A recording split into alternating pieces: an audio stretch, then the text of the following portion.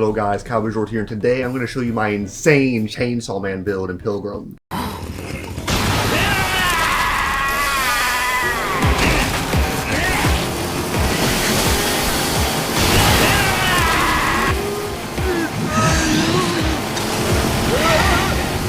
Now I'm going to give you guys a quick overview of my build and explain to you what it is. So pretty much, when Denji was fighting the Eternity Demon, he became, a weapon of this perpetual motion of spinning around like a fidget spinner, constantly healing back and just murdering everything, and that's what I base my build off of. So we're going to do an overview of all the items I have equipped, then I'm going to show you guys me slaughtering the Fungus Demon, and then I'll show you guys how I got these items.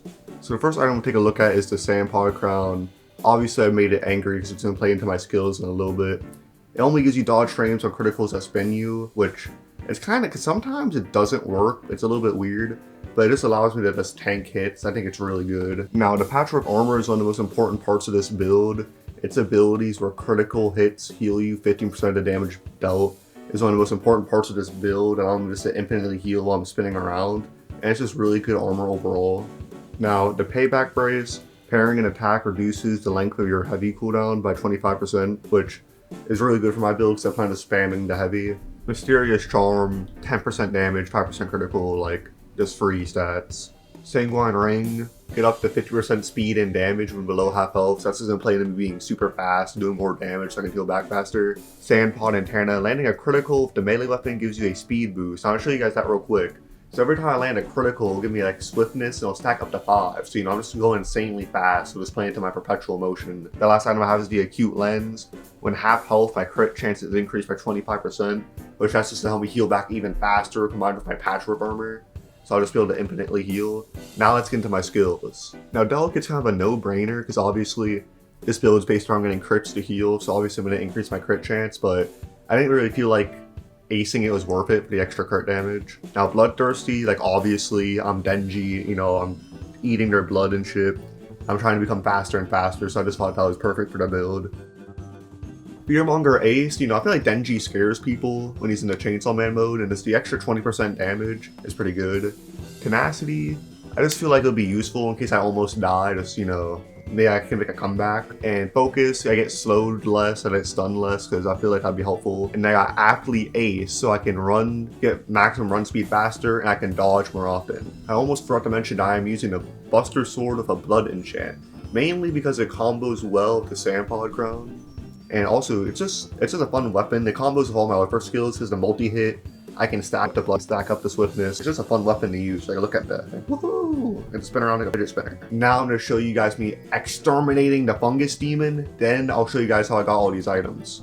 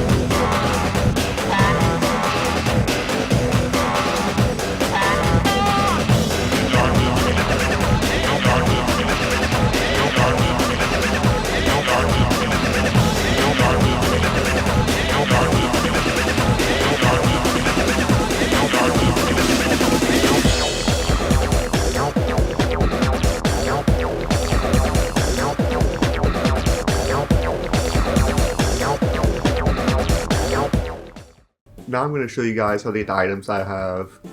Now, the Sandpod Crown, a lot of these items we've already covered in other videos, so I'm not going to go too in depth, but you get the Sandpod Crown from beating the King Sandpod with a Challenger emblem. Mysterious Charm you get from defeating Wave 30 of the Sky Battlegrounds. If you want more in-depth explanation, go watch the video in the info card.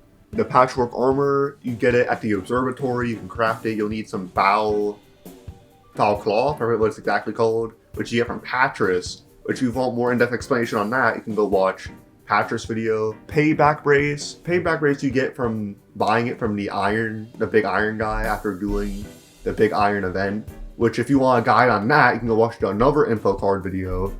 Now Sandpod Antenna, I'll actually go show you guys how you get that. You have to go kill sandpods in the deep desert, so make sure you follow along.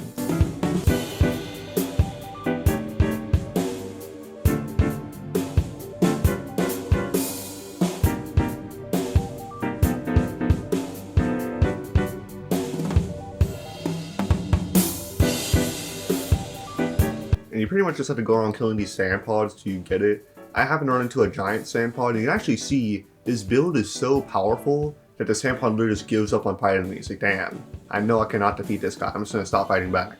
So this is another reason why you guys should share this video to your friends, show everyone the Chainsaw Man build. Now I'm gonna show you guys how to get the acute lens, which you're just gonna want to go to the savannah and start killing these mercenaries. Honestly, I'd suggest you get the challenger ring or badge because it just makes it so much faster, because it's kind of a rarish drop, and like killing them is just kind of annoying, and they're easy mobs, so just get a challenger badge and just beat them up.